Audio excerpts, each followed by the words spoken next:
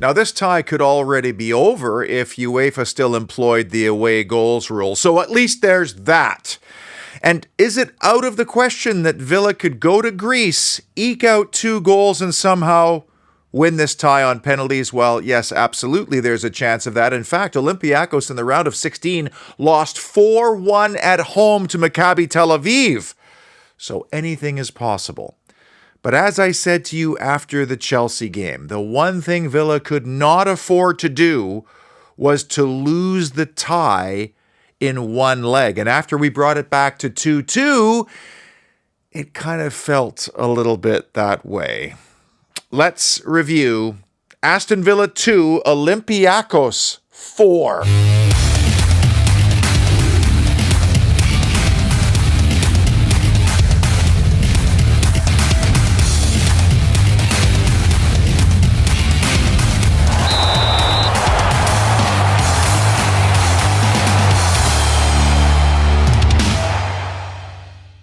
Now, the big silver lining from Thursday from a 30,000-foot view is that Chelsea beat Spurs 2-0.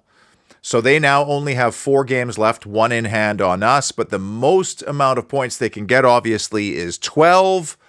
We have 7 on them right now. So the magic number is already down to 6. Any combination of Spurs points dropped with our points gained, and we have a Champions League spot. In fact, this Sunday, if we beat Brighton early and Liverpool beats Spurs at home, we've officially taken 4th. And what an incredible achievement that would be. And if that doesn't happen, Spurs still has to play Manchester City at home as part of those final 3 games. It's looking very good on that front. I get it.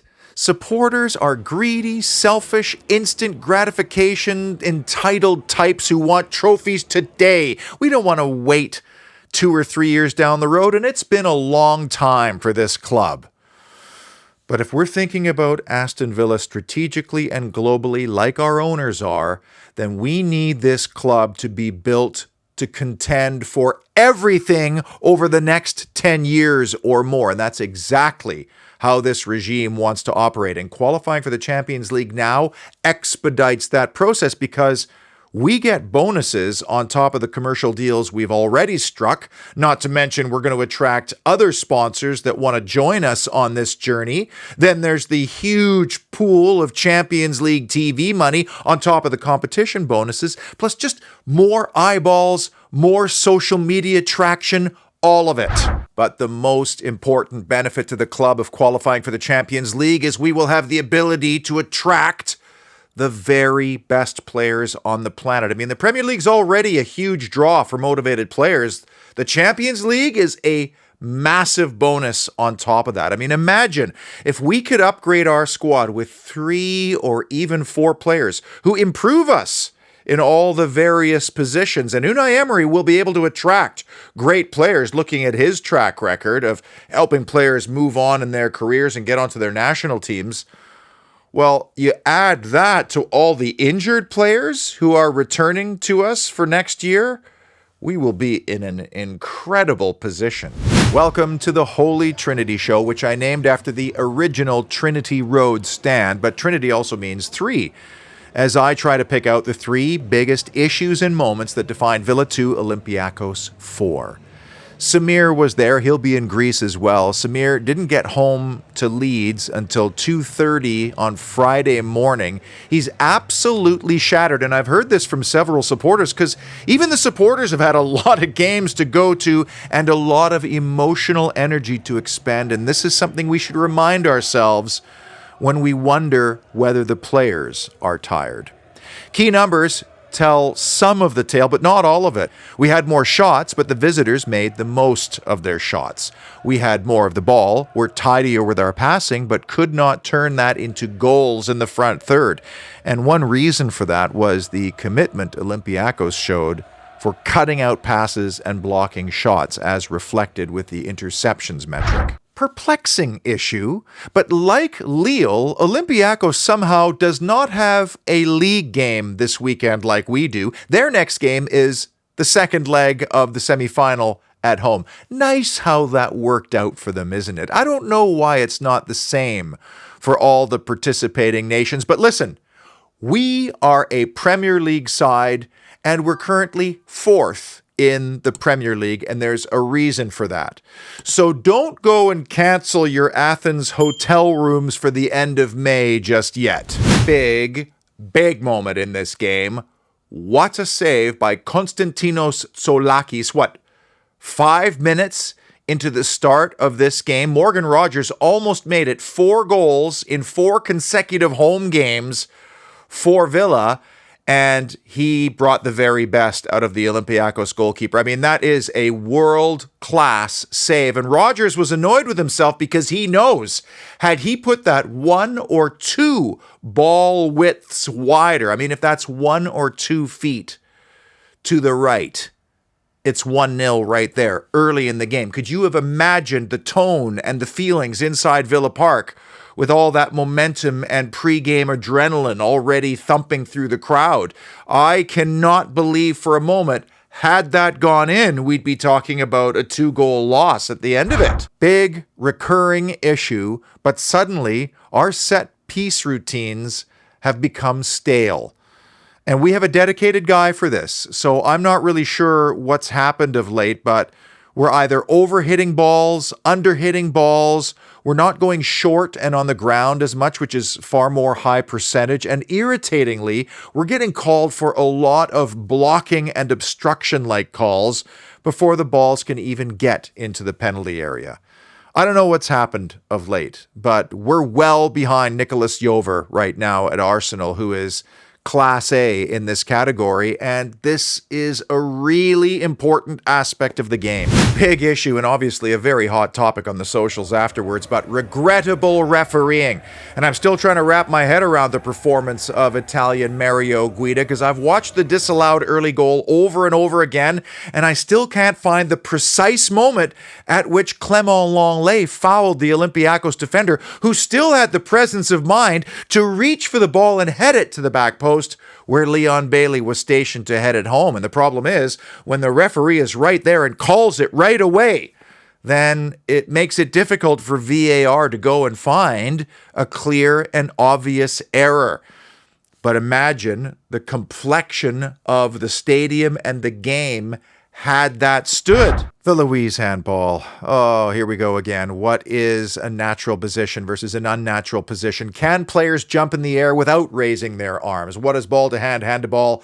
What is a close distance of the ball to the player? I don't know. But when the referee instantaneously points to the spot and awards a penalty, as in chalking off the goal earlier in this game, the onus then becomes for VAR to find a clear and obvious error. And guess what? They're not going to, because those kinds of decisions undermine the referee. And so now you have a penalty. And within 5 minutes of getting back onto level terms, our momentum has been destroyed. And so here's the thing. He's really definitive and decisive on 2 moments. The early disallowed goal, the Douglas Luiz penalty, making it harder for VAR to overturn those. But then there were so many that he let go that were, for me, of the iffy variety in terms of contact and collisions and 50-50 comings together. He only issued 2 yellow cards, and that was before the Douglas Luiz penalty, which I'll talk about later, because that didn't help Luiz in my opinion. The Bailey penalty shout upon seeing it again was not a penalty in my opinion because the defender got to the ball first. But to me, by letting things go for the most part in that game, that benefited the visitors. And with only 2 yellow cards, well, that allows a team to go take liberties, go in a little stronger on some of those challenges, which in my opinion hurts the Premier League team. That leads to key issue number 3. Crumbling composure. Villa lost control in this game several times, like I have not seen in the Unai Emery era. We're supposed to be a team that manages the game, that shows composure, sticks to the structure, sticks to the game plan, shows poise in chaos. And after a good first 15 minutes, it all went out the window, and it went out the window a couple of times. And one of the reasons why I believe that's the case is because Two players came into the squad that had not seen a lot of action recently. Obviously, Robin Olsen and then Clement Lenglet, who hadn't played since the Manchester City game. Now, I'm not sure if that's enough of a change to shake the confidence and the poise of the rest of the team, but I certainly don't think that it helped. And we don't know why Lenglet started over Pau Torres. I'm thinking probably through rest. But man, that was a tough assignment for a guy who hadn't played for a while. When we got it back to 2-2, it was like getting a brand new start. We're down 2 bagel, we bring it back. That's the moment when we needed to totally reestablish control of the game, get back to our way, get back to composure and our structure. Those next 5 to 10 minutes were crucial. We could not allow the emotion of the crowd and that momentum to suddenly make us snatch at things. And by the way, the 2 goals we scored were sensational, both of which involved Moussa Diaby. The 2-2 goal, a long, perfect diagonal by Clement Lenglet. Did you expect Moussa Diaby to shoot from that angle? I certainly didn't. But it's at that stage where you have to calm things down and take the game back. These are the circumstances in games that our manager talks about incessantly. Controlling your emotions, managing the match, not allowing the crowd to make you do things in a hurry or that you don't necessarily need to do at the time. And just prior to the corner that led to the penalty, Matt Cash tries to urgently thread the needle at one end. That gets cut out, and all of a sudden it's Clement Lenglet and their striker in a one-on-one duel all the way to the byline, and Lenglet has the situation totally in hand. Why doesn't he knock it out for a throw-in? Why doesn't he try to knock it off the legs for a goal kick? Surely he had to know that he had the last touch. And of course, that leads to a cheap corner, which leads to the penalty. Big issue number 2. Dougie disaster. I just don't know what's happened here. I have a theory. But Douglas Luiz's 200th game for Aston Villa is going to be one that he is going to regret and want to forget, because it's the opposite of a purple patch that he's on right now. And you could take it probably all the way back to Brentford, maybe even before that, where there has been a dip in form. And on Thursday, he gave away a penalty, then he missed a penalty, and between those 2 incidents, that may literally cost us a trophy. Now, my theory is that Boubacar Kamara allows Douglas Luiz to be Douglas Luiz, a box-to-box number 8 who can arrive late and score, who can create on the break, who can work off the dead ball situations. I don't think he likes to drop deep and receive the ball under pressure. I don't think he really likes to have to worry about defending all the time. There is absolutely no way you can pin the entire loss Thursday on Douglas Luiz. Yes, he gives away the penalty. I don't know why his arm is up and in that position, okay, but the referee gives him the chance to redeem himself. And not helping his cause, by the way, was the ridiculous posturing just before the kick at the edge of the penalty arc. That did not help the situation, and the longer that went on, the better it would have been for the goalkeeper. But still, it was not a good penalty. Douglas Luiz not even hitting the target speaks to something that might be going on mentally right now. I don't know. It's just so uncharacteristic. So what has changed? Because the conspiracy theorist in me wonders whether his head has been turned somehow. The foundations for the summer transfer window are being laid right now, and that makes it a dirty business, quite frankly, because agents are contacting players, then agents are contacting clubs, which I don't think is right, but it is 100% happening. And in the 1-0 goal, it starts with Douglas Luiz giving away a free kick because he engages with an opponent on a part of the field he doesn't need to be in, and he doesn't even need to get involved in that kind of thing. In fact, he got dragged into a lot of emotional confrontations. There was the one with Daniel Podence in the first half that he just didn't need to get involved with. And this is the sign of a guy who is not dialed in right now and certainly is not disciplined the way he was in the earlier part of the season. very revealing was this exchange between manager and player. And Unai Emery has said publicly he's very demanding with Douglas Luiz, and he gets annoyed at times with Douglas Luiz. But this exchange seemed very frustrated and very specific. And we have to be conservative about Boubacar Kamara's return. I'm thinking, early November is a conservative target. So we need to shore up in central midfield, and we need somebody who could cover that profile. I think that's a very objective and obvious conclusion to draw. But Douglas Luiz could be one that helps us bring a couple of players into midfield. And I would have never said, let's liquidate Douglas Luiz and cash in on him, even as much as 3 weeks ago. But lately, that idea doesn't seem as far-fetched. The problem is, if you're scouting Douglas Luiz right now, what are you saying to your sporting director over his past few weeks of performances? And you know me, I'm not trying to be knee-jerky here because a penalty was given away and a penalty was missed. There is a trend that has been developing here, and we need to understand that trend because Douglas Luiz is an elite, beautiful, technically gifted, two-way midfield footballer. The problem is, guys like him, Monchi will have a list of 20 that have the similar profiles to Douglas Luiz. Maybe not the experience of Luiz, maybe not all of the qualities of Luiz.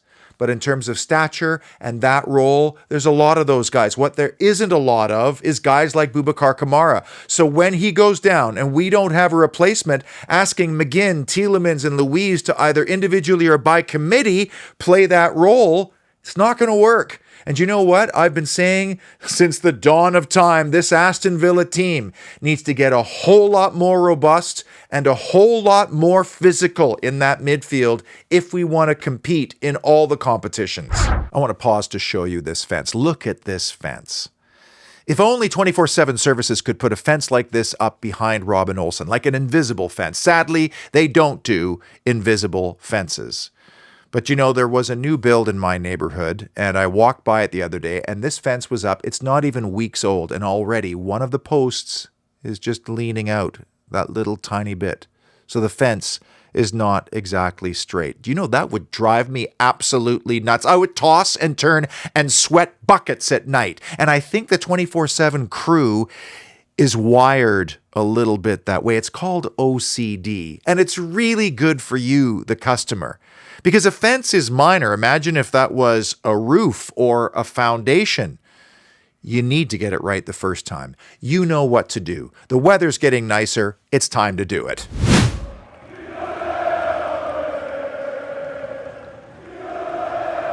And the number one big issue that defined Villa 2, Olympiacos 4, Moroccan massacre.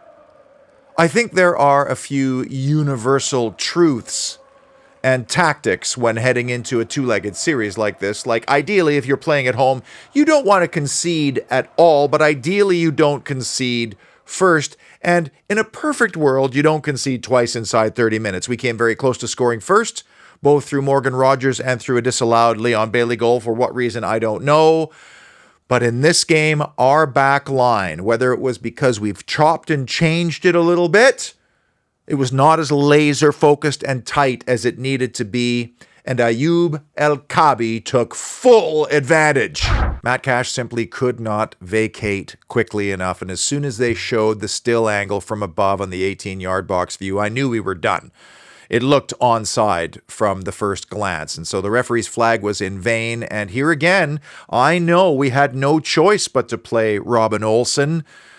But this is where I just wonder if we had a goalkeeper that did have more minutes in a season and was just a little bit more involved in the campaign, would he have charged this down sooner? Because he was slow to react. Emi Martinez would have come flying out at this to at least cut down the angle. Take nothing away from the finish, but his decision was made for him. He could tee it up and hammer it from that range. And then, at this stage, okay, you've had a goal chalked off. You had a really good chance. You really could have been up 1-0, but you're down 1-0 at home. Ideally, again, you try to take control of the game back.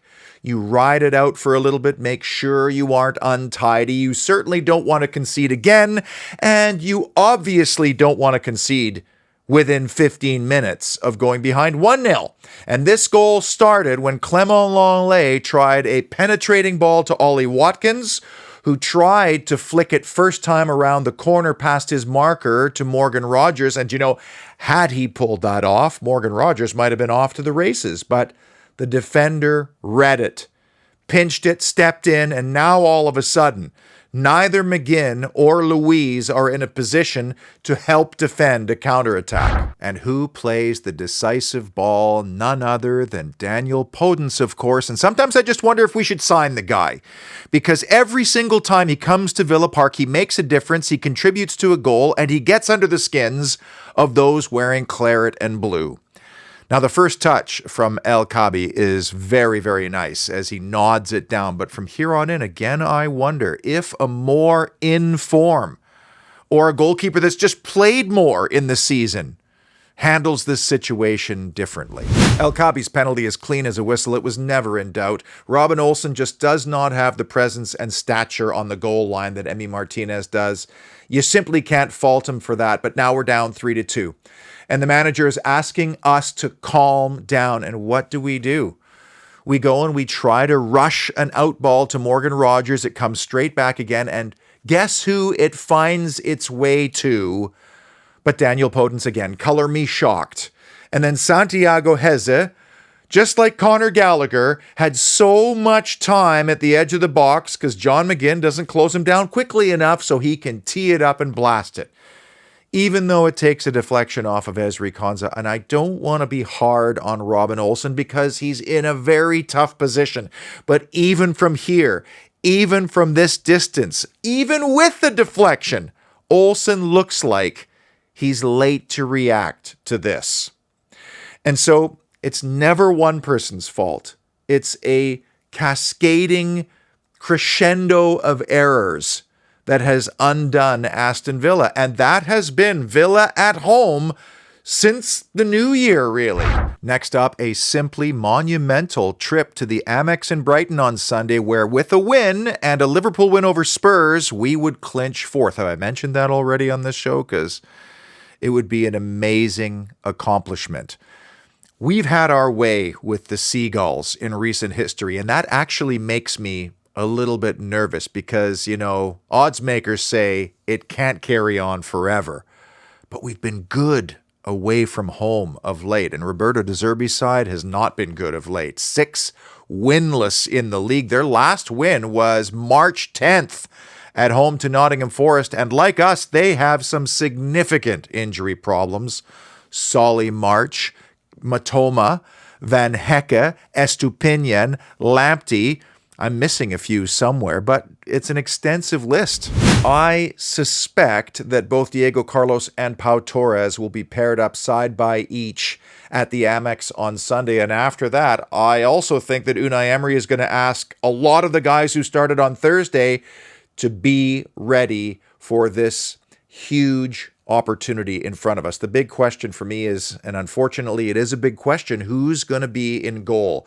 Because this is an issue. Even if it's merely psychological for the players playing in front of Robin Olsen. And I believe Emi Martinez will be ready for the game on Sunday. And if we can cobble together those 3 points, then you know what? It's mission accomplished for the Premier League season. It would be an incredible achievement to get fourth as early as Sunday, because then we can really focus on Thursday and not worry about what happens after. Yes, it would be great to beat Liverpool at home, but that won't matter. If we lock up fourth on Sunday, that would be a spectacular achievement, and we will have cracked on even from last year.